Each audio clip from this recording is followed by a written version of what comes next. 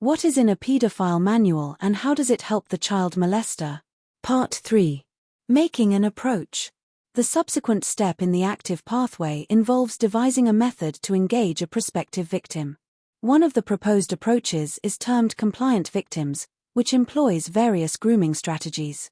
Additional active tactics encompass administering drugs to youngsters to induce unconsciousness or considerable memory impairment, alongside techniques aimed at persuading victims of the imperative to maintain secrecy. The manuals recommend that criminals engage children in sexual activities under the guise of a game they may participate in together. The pedophile may gradually go from stroking non-erogenous areas of a child's body to fondling or invading their genitals. The manuals advise identifying children who get inadequate parental care or adult supervision, institutional environments with deficient or non-existent screening procedures, and families at risk, such as those with histories of domestic violence, neglect, substance misuse, or mental illness, abusing or exploiting the child. Once the pedophile is at ease with the connection established with their prospective victim, they may progress towards abuse. This may occur through a 2 steps forward, 1 step back approach, in which the offender persistently tries and challenges suitable interpersonal limits, retreating if the youngster shows resistance or discomfort. Following withdrawal, the perpetrator is encouraged to reassess their strategy to determine whether adjustments are necessary to align with the specific circumstances or the individual involved. Conducting outcome management. After any act of abuse or exploitation, the perpetrator does a sort of risk management aimed at mitigating the possibility of exposure. This might entail informing the youngster that their actions may not be comprehensible to others, and that specific individuals might even express anger towards both the perpetrator and the child.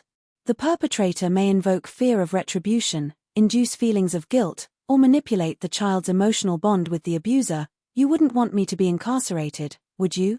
Conversely, they may emphasize the tangible losses the child could incur. "If your mother discovers this, we will no longer be able to embark on trips where I purchase items for you."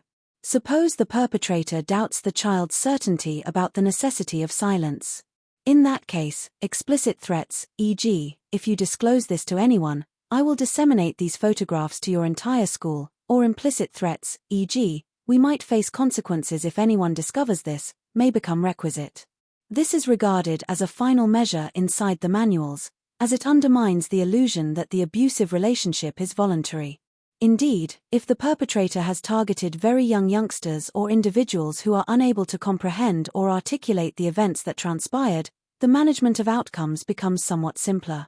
Should the child molester be caught, the Paedophile Manuals advise criminals to weep, acknowledge their significant issues requiring assistance, implore for internal resolution, and emphasize the adverse repercussions of engaging with police authorities. Passive pathway. The primary steps involved in the passive pathway are a. Assessing for appropriateness, b. Initiating a passive approach, c. Establishing trust, and d. Manipulating the youngster. Surveilling for suitability. Certain pedophiles have a more passive disposition, depending on surveillance at locations they designate as kiddie hotspots, e.g., schools, playgrounds, parks, where they strategize and await opportunities for interaction with a child. Besides providing pleasurable target-rich situations for viewing and fantasizing about specific children, these sites can function as conduits that direct pedophiles to the residences of minors. Making a passive approach. The Paedophile Manual writers advocate for pedophiles to live independently in child-friendly neighborhoods characterized by close proximity between residences to enhance connection with local youngsters.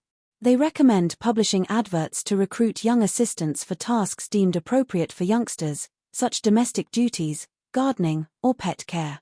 Dog ownership is perceived as a disguise or passport allowing a pedophile to navigate neighborhoods unobtrusively, simultaneously serving as a kiddie magnet that attracts the attention of children to the offender. Employing a passive approach can render any interaction seemingly organic and fortuitous. When a child grows comfortable with encountering a pedophile in a regular environment, e.g., a bike path on the way home from school, the pedophile may employ a deception to capture the child's attention or engineer a scenario that facilitates the child's initiation of contact. Building trust.